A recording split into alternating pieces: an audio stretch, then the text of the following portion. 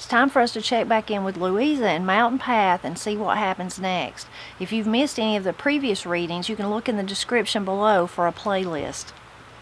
She walked slowly up through the corn rows, and Chris and Lee Buck and Hayes waved to her from the woods above the garden. They, with Ma, were snaking down a great oak backlog for the fireplace tonight. Their voices, raised in friendly argument over the relative merits of Ma and Kate, came clearly through the sharp, still air.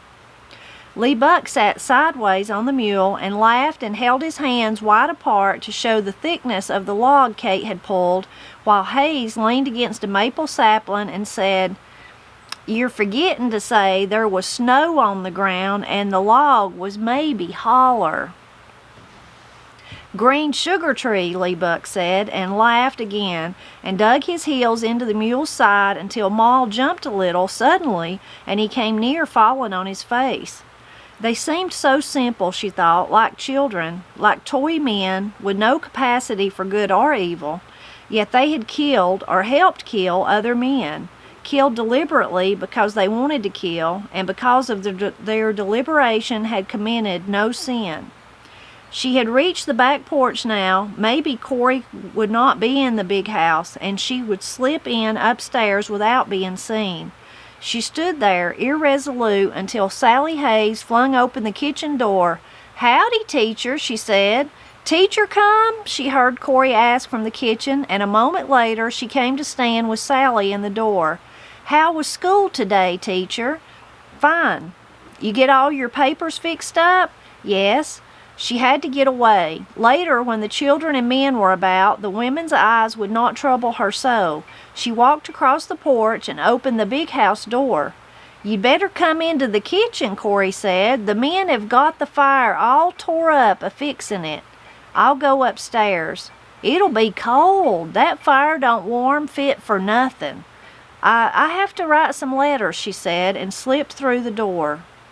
Corey's voice followed her. "You'll catch cold a-sittin' too long, and she's a-lookin' peaked tonight, don't you think?" she heard her say to Sally. She hurried up the stairs. She did not want to hear any more. Corey had noticed. She always noticed. She sat on the hearth and smoked cigarettes and listened to the sounds of the household. Heard the women return from the smokehouse where they had gone to cut green ham for frying. Heard the men bring in the back stick, heard the children's voices as they came from the barn with eggs, heard Corey go away to milk, heard her call of "Sookie, Bessie, Sook, Sook, Sook," float up from the barn lot, and all of the simple homely sounds terrified her as the minute hand of a watch might torture a man condemned to death or agony at such and such a time. She watched the windows darken and the fire redden. Heard Corey's return from the milking, the men from the barn, heard the opening and closing of the oven door, sound of dishes being put upon the table, and over it all the rumble of man voices in the big house and the shriller voices of children like the notes of little silver bells thrown one by one into a medley of stronger, deeper sounds. The men were going on to the back porch to wash now. Soon Corey would call, "Supper's ready, teacher," and she would go down. They would stare at her. She couldn't eat. She knew she couldn't eat, and Corey would know. No one called, but in a moment she heard Rye and Mabel with Jack and Beetle by the stair-hole door. "She's a-going to wear that green silk dress I told ye about," she heard Rye say. "Can we go up?" Mabel said. "Sure, we uns are always a-going up. I'll bet she's all ready to come down." Rye raised her voice. "Oh, teacher, you're a-doing to have company any minute." "Come up," she answered, and got up and went to the back of the room for the green silk dress trimmed with lace. She had forgotten her promise to Rye. She had forgotten everything. "You ain't got it on, but I see you didn't forget," Rye said when her head came above the top step. "Look, Mabel, ain't it pretty now?" And she set Beetle on the hearth and ran and held the folds of the dress out for Mabel to see. Mabel, with Jack on her hip, came over and timidly touched the worn lace on one green sleeve. "Wouldn't it be nice to have something like that?" she said to Rye, for once forgetful of teacher, who stood and watched the wistfulness in the child's face. Silk dresses are nice, but you can live without 'em, Mom says. She never had one. Me, I'll always want one, Mabel said, and watched as Louisa changed quickly into the green dress. Teacher's got a lipstick and a paint box, Rye told her. Teacher, can I light the lamp so she can see better? Yes, she answered, and dreaded light even when alone with the children. Mabel held the enameled compact near the lamp and turned it over and over and looked at it. I wished you'd put some on, she breathed in soft entreaty. Just this once, Rye begged, and the lipstick too. Please, teacher. It's a party. No one else will have it on, Louisa objected, anxious for any little thing that would keep her here alone with the children. Rye thought a moment. Me and Mabel will wear it too. Mabel drew away. Preachers say painting's a sin. Just when you wear it out of the house, teacher won't lead us into sin, will you, teacher?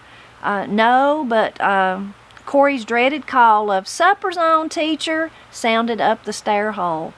You eat at the second table with us young'uns and the women folks, Rye suggested. You don't want to eat with just men. No. She would look at the men and wonder, and when she could not eat, the women would look at her and know. Rye was already by the stairs and calling down, Mom, teacher ain't going to eat at the first table, and Mom, we're a-fixin' for the party. Fix away, Corey answered. And Mom, me and teacher wants to paint, and Mabel is a-spoilin' it everything by thinking it's a sin. It ain't now, is it, Mom?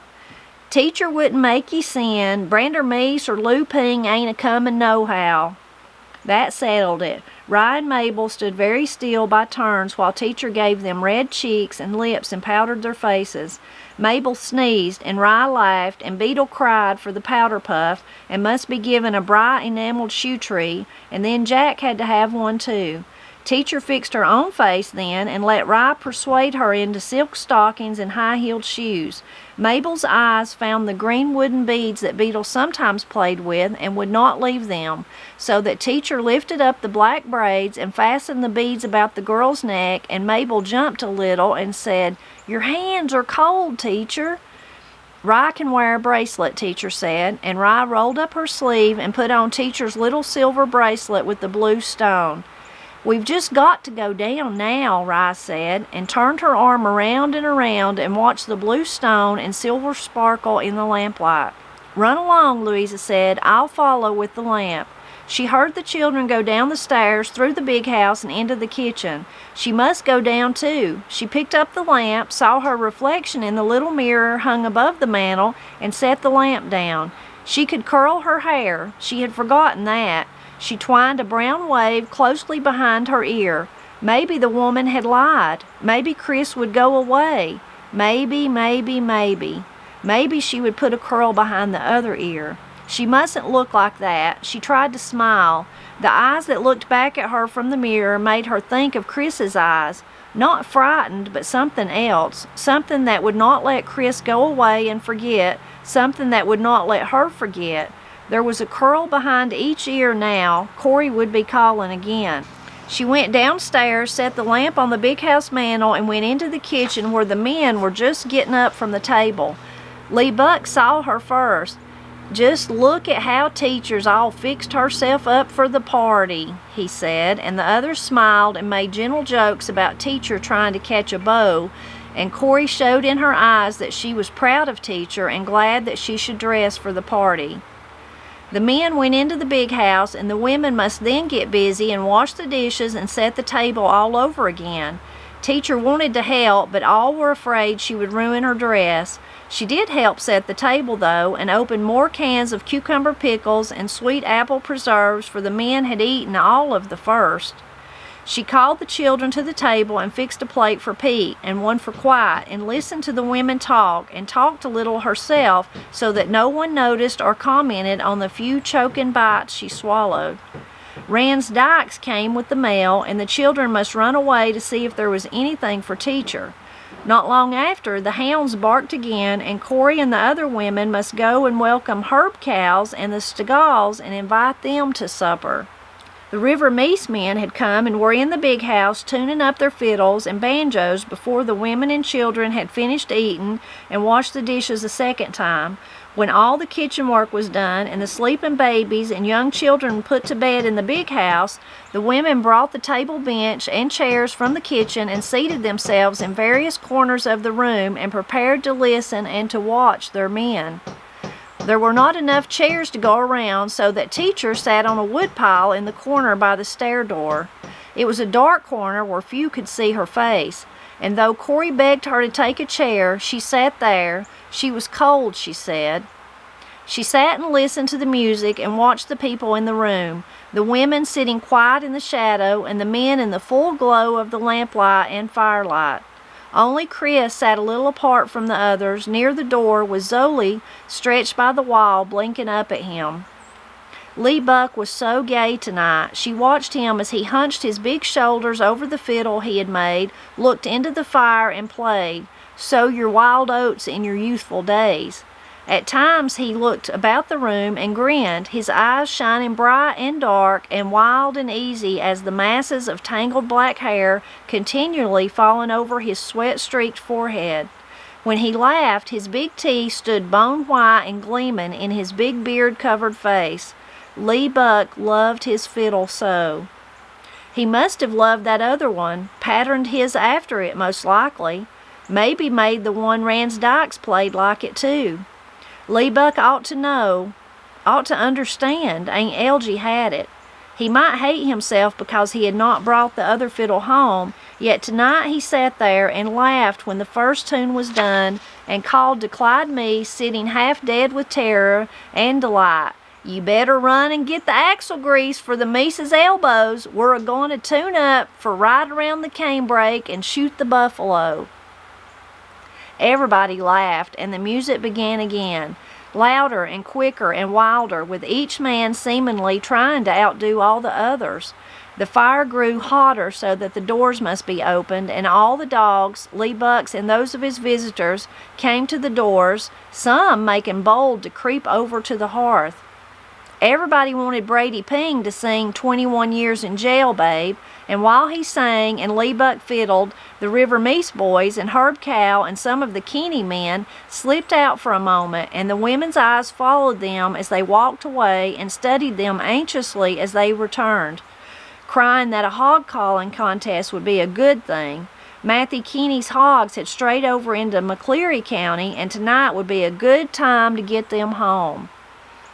Mabel came to sit on the woodpile with Teacher and put her arms across Teacher's knees and looked fearfully at the men. "They're a-drinking too much," she whispered under the cover of the noise and music.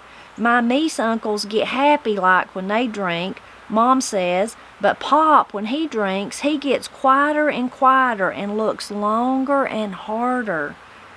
"They won't get drunk. Lee Buck won't let them," Louisa said, watching the men as the other women watched. "I think Lee Buck is a-drinking hisself," the child answered, "but nobody can't never tell 'bout Lee Buck. He's always good-natured. I've heard he laughed and sung right up to the time." The girls stopped, but Louisa understood. She was thinking of another night when Lee Buck fiddled away from home.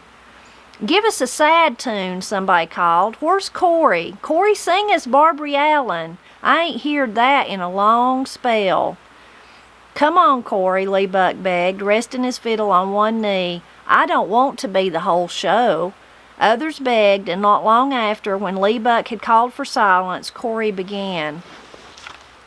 It was in the merry month of May. The green buds they was swellin'. Young Jimmy Grove on his deathbed lay for the love of Barbary Allen. "Corey's singing makes me sad," Mabel whispered, and Teacher listened to the old plaintive melody and watched the others as they listened and thought of all the other women like Corey who must have sung the song like her, who sang when they didn't want to sing, but sang anyway to please their men. She thought of the Golston woman. Her voice sounded so like Corey's. Most likely she sang too. Maybe sang and watched the night the cows came, watched Lee Buck at his fiddling, and Hayes, who had no tongue or hands for music. Hayes must have stood that night as he stood now, leaning one shoulder against a corner of the mantel, his flat, expressionless eyes slipping slowly over the faces in the room, while his hands busied themselves with stripping the ribs out of a tobacco leaf. She looked at Rance Dykes, his big yellowed whiskered face serene and uncaring, as he half lay, half sat in the biggest chair and stared into the fire with his narrow, fat-lidded eyes. The River Meese men were dark and thin and quick in every way, she had once heard Corey say. But Pomp was something else, small and thin as haze, with non-committal cornflower blue eyes, bright red hair, and a month's growth of beard that was brighter still. They were all such strangers. Yesterday she had known them, their wives and children, the homes they had, and the work they did. Now she sat and stared at them turn by turn and wondered, did Lee Buck really kill 2 men, or 1, or was it Harv Meese? Oh man, don't ye recollect the time down in Yander's tavern you tipped your hat? Hayes was looking at her while she stared at him, his still eyes pulling her face from the shadow, studying it line by line. Soon they would all look, and would know then that she had talked with one from the other end, and now sat and watched them at their fiddling and said nothing. She had to get away from the eyes, and Corey's crying voice that made the men sit so still. She couldn't run up to the loft room or away to the spring. Mabel's elbow pressed her knee. "You're a-shakin', teacher. Cold?" No. Let's go build a fire in the cook stove. And pop some corn? Yes, that's it. I'll get warm and pop corn. When Corey had finished, and while Herb Cow called for the drunkard's grave and others begged Lee Buck to play Cluck Old Hen, Mabel and Teacher took one of the lamps and slipped into the kitchen where Mabel built a fire, and Teacher shelled more corn for popping. "You didn't like the party?" Corey asked, and stood in the door and looked at her. "Yes, fine. I like to hear you sing. Mabel just wanted to pop corn, and I wanted to build a fire. I was cold."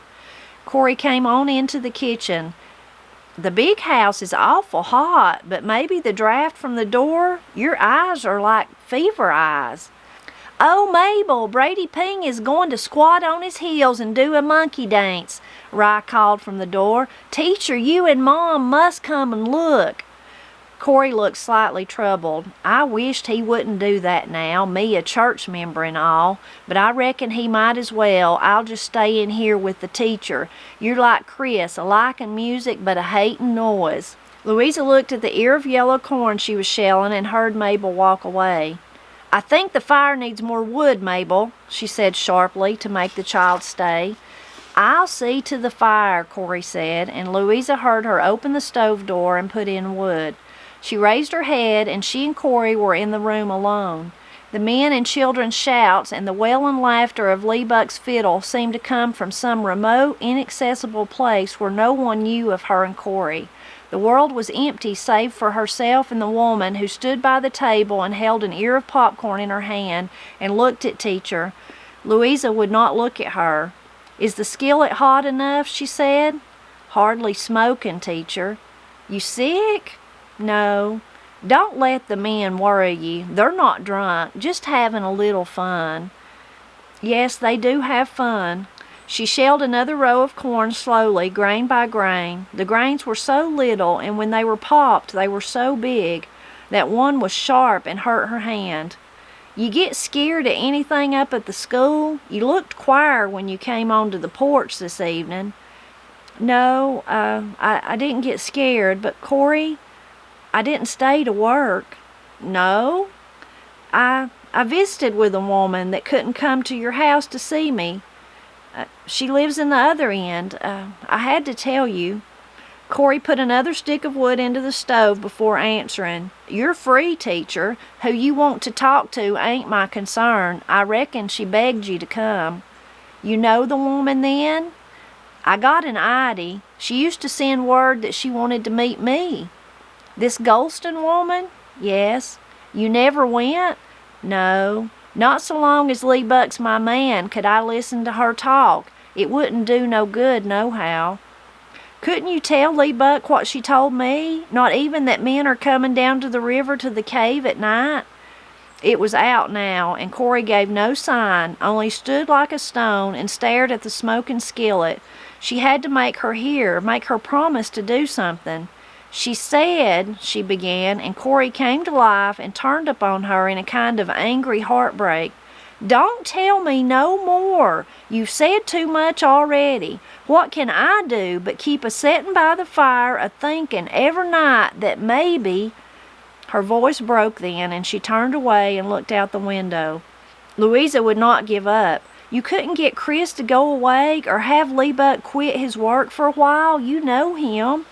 Corey looked at her, no longer angry, but with a kind of gentle pity, she thought. "Teacher, I've been a-raising Lee-Buck's children and a-cooking and a-sleeping with him for 14 years, but I don't know him well enough to tell him that. I don't know what he might. There might be another night like the one 6 years back. But Chris, he's got nothing agin the other end, but Lee-Buck's his kin." She did not try again. At times the men were strange and terrible to Corey, just as tonight they were to her. Only now did she understand anything of the loneliness of most women. Women who love men, and because of that love must forever be strangers to the men, and alone and cut off, though they live in crowds of people.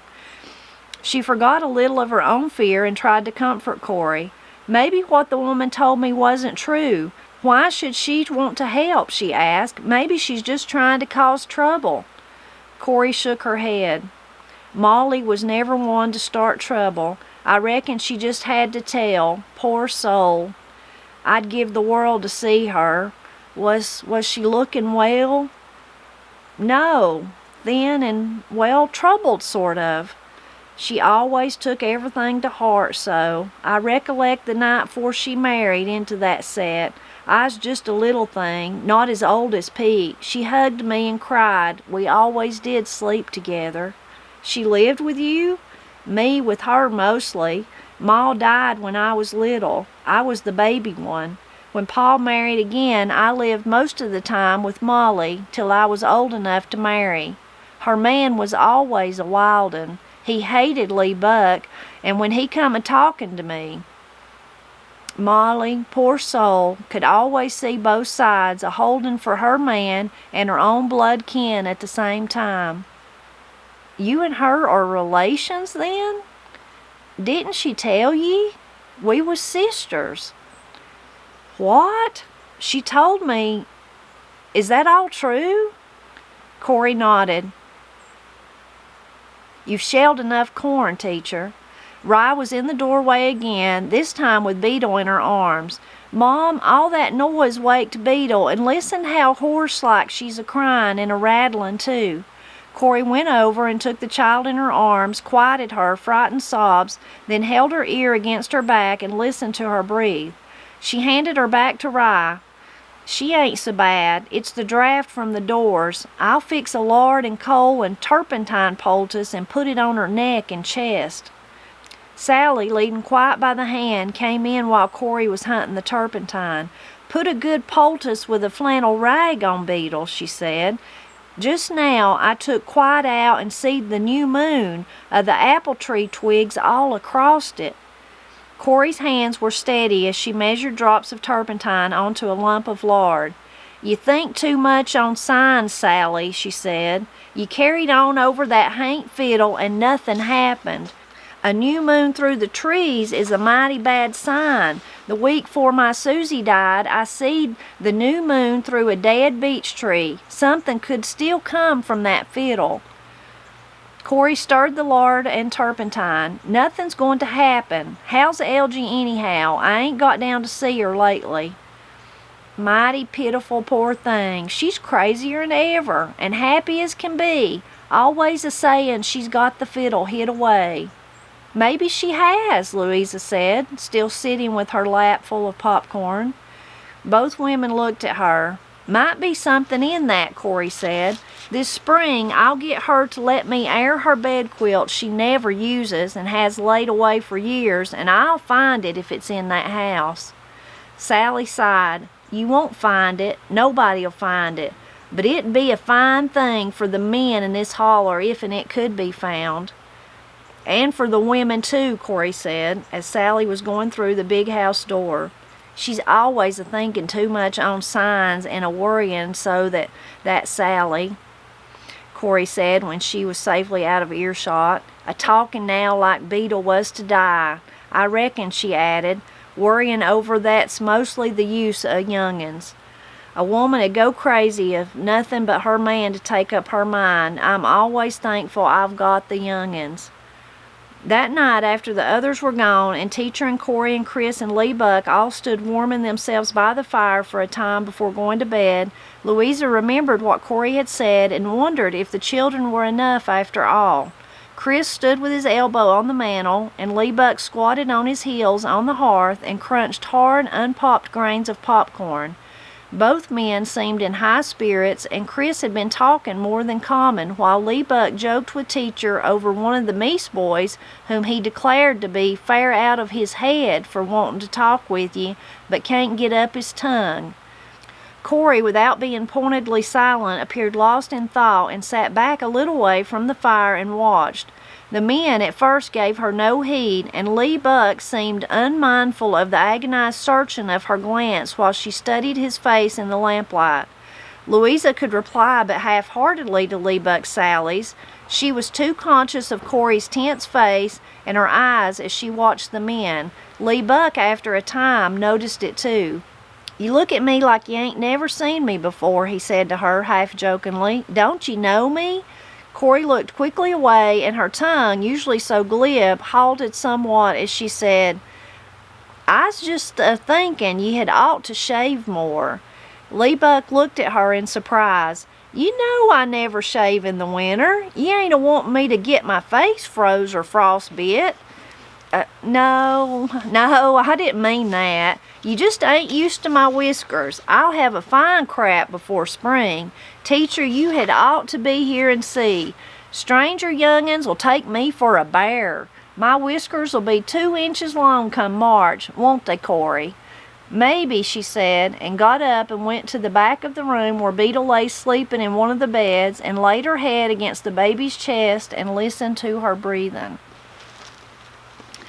Another very interesting chapter. So now we know she did decide to tell Corey the news that the Golston woman shared with her, that they were going to come after Chris and Lee Buck. But Corey's not going to tell them. It don't sound like she's not going to warn them. She's not going to do nothing. It's the strangest thing, isn't it? It's very strange. The first thing I'd do is run to my husband and tell him and beg him to do something different or beg him to be careful or something. But it doesn't sound like Corey's going to even tell Lee Buck what Louisa did tell her. Crazy. Just sounds crazy. But that's part of a good book, right? When it takes twists and turns that you don't expect or you don't agree with, that makes you feel that strong emotion. And this book certainly does that. Some different things that jumped out at me from this one. I love the beginning scene of Lee Buck and Hayes and Chris coming off the mountain, snaking the log out, and them teasing back and forth with each other. Just that sense of camaraderie and that sense of working together. I really love that opening scene. I like that part a lot.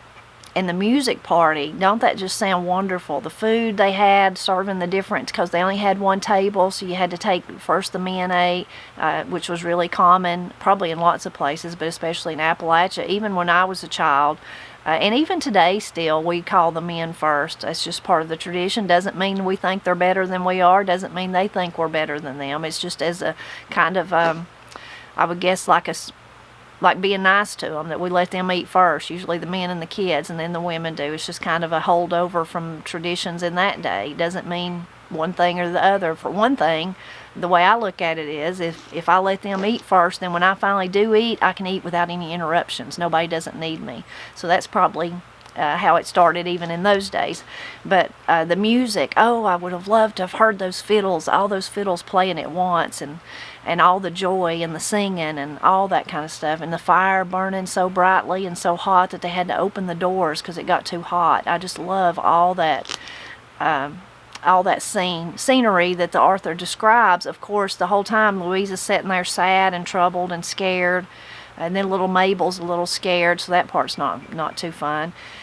The part about Corey singing Barbary Allen. So Barbary Allen is one of those old ballads that can be found in Appalachia, still sung today by some people. It's usually sung as an a cappella song. And if you've never heard anyone sing it, if you search, you can find someone. It's a really haunting song, one of those haunting ballads. Now, in my family growing up, I heard lots of ballads, lots of the old ballads, but most of the time they were always accompanied with music, with a guitar primarily, most often always a guitar. And it's funny, those sad old ballads, and a lot of them are, murder ballads, as Barbary Allen and the ones that I grew up with. And you think they're so scary. Why would you sing? Why would you sing them? Why would you perpetuate that or whatever? But you've got to remember, in those times, in the days of ballads, that was really their only form of entertainment. Well, you think about today, our form of entertainment, what do a lot of us like to do? We read books, we watch movies, we watch TV shows that have violence in them. It's kind of the same thing. And a lot of the stuff we watch today are worse than any of the ballads I've ever heard, even though there are, murder ballads. Anyway, an interesting thing about that is that I don't think of them as bad. When I hear them, they remind me of childhood, of good, happy times, of protected times and safe times, even though they are scary songs. But a lot of people over the years, when I've talked about ballads, have told me that even their mother, they remind them even literally of their mother singing them the ballads as a lullaby to their baby. They're rocking their baby to sleep. So that's just a unique little sidebar there, I guess, about ballads in Appalachia. But I think that's really interesting, and I love that Corey, the author, had portrayed Corey as singing that great old song. The ending scene there, where they're all kind of warming by the fire before they go to bed, and Corey's really, you can tell it doesn't appear, like I said, that she's going to tell Lee Buck and Chris anything, but she's thinking about it. You can tell as she goes over to check on Beetle, she's really thinking about it. I like the imagery of Lee Buck there, squatting there, perched by the hearth, by the fire. That's another unique thing. In Appalachia, you'll often see, if there's a gathering somewhere, maybe in the house, but mostly I'm thinking outside around a fire or something, you'll see men squatted down like that, talking to each other about whatever it is they're talking about. I have a great little thing that I heard one time, a man telling a story, Tim Ryan, one of my friends, telling a story about when he went to actually be a teacher in Kentucky, this place, but how when the men were deciding whether or not they wanted him to take the job, they were all squatted down like that, talking about whether he would be a good teacher or a good person. He was actually going to run the whole school, so that he would be a good person to run the school. Of course, this is many years ago, but I like that imagery of Lee Buck squatted there by the fire. Probably the most amazing thing in this chapter, or most kind of bittersweet solving of the mystery. Well, there's the two things, that it doesn't look like Corey's going to tell Lee Buck and Chris, but the most touching thing is to find out the Golston woman was Corey's sister this whole time. So no wonder she was worried about Corey's youngins, whether or not they had the croup and if they were okay, and wanting to know what Pete looked like, if he looked like Corey or if he looked like Lee Buck. So no wonder that heartbreak of the sisters being separated. Just so heartbreaking because of this. And you can see why now. Again, several chapters ago we said it's almost like if the women could just get together, they'd talk it all out and it'd be okay. So again, you can see that here. If Corey's missing her as bad as she's missing Corey, so if they could just get together, maybe they could work it all out. I don't know, but we'll have to wait and find out what happens. Although it's not looking like anyone's going to warn Chris and Lee Buck. So we don't know what's going to happen. We're just going to have to keep reading it. And I hope that you'll leave a comment and tell me what you enjoyed about this chapter. But also, I hope you'll drop back by. We're getting close to the end, and we've just got to find out what happens to Louisa and Mountain Path next.